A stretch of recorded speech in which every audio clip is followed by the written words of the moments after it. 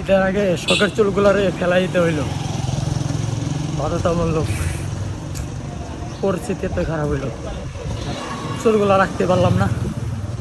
তো আসলে লেগে তাছি চুল্লা ফেলাই মুখ পাই, চান্দি মান্দি হই মুখ।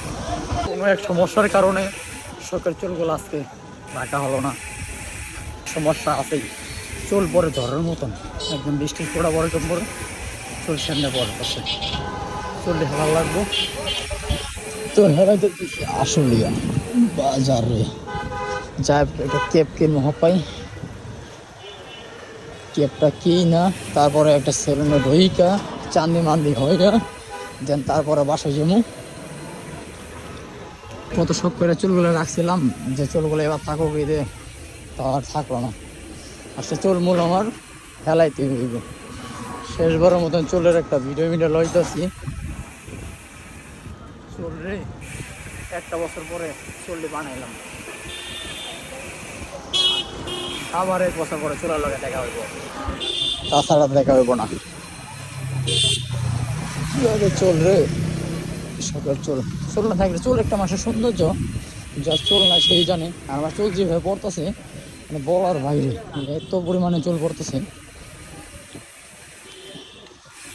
কেউ বলে হরমোনের সমস্যা, কেউ বলে গোপনীয় সমস্যা, কেউ বলে তোর টেনশন খরচ বেশি।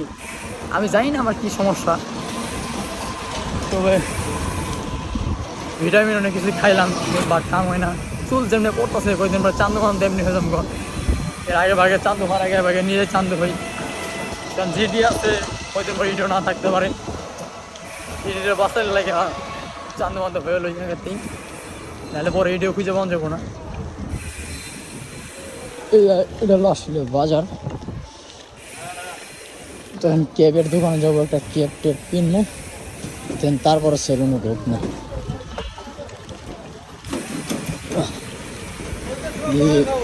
ফুটপাথের আমরা কেক পাই না, ভালো ভালো কেক বেশ না রে।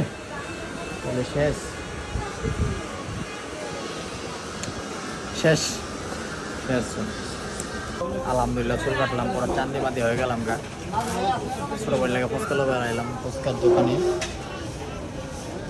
আর আকাশটা বৃষ্টি আসে না কি আসে কিছু কোনো বাকিরা সার্ভিসিং নাই, ধোয়া নাই, কিছু নাই। ওর জীবন আমি তেনা দানা করে দিয়েছি, কোনো হাওয়া দেয় না। পরে 1 মাস হইতেছে, মানে ওর কোনো কেয়ারফুল নাই।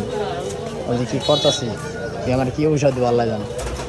রান্না আমার চেহারা দিনে দিনে নষ্ট হয়ে থাকে, রাত জায়গায় মাইগা চুল মুল পরে টেনশনে পুরো শেষ হয়ে গেলাম না।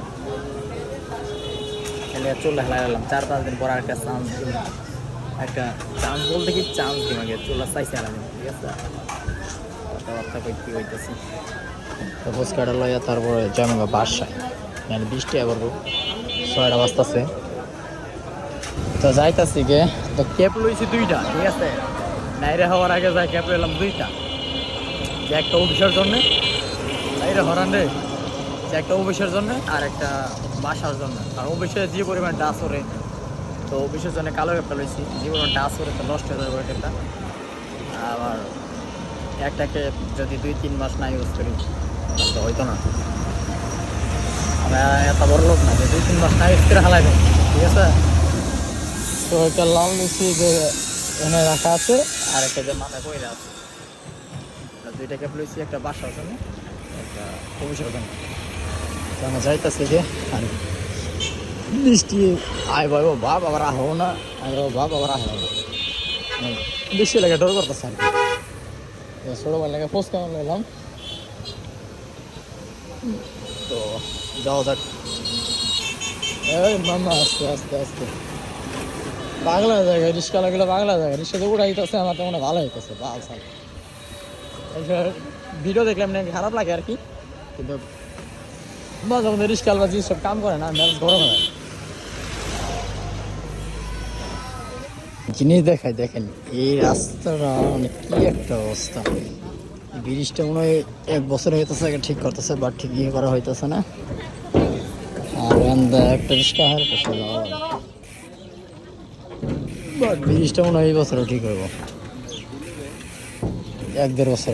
আয় আয় রে দেখেন রাত্রে অন্ধকারে লাল পথে গেলে দেখে এই রোডে বেয়ে থাকে রাত্রে যদি আর কেউ আহে নিশ্চিত সে ইন্দাকাল পড়া হয় পকের ঘরে চলে যাবো একবার পকের ঘরে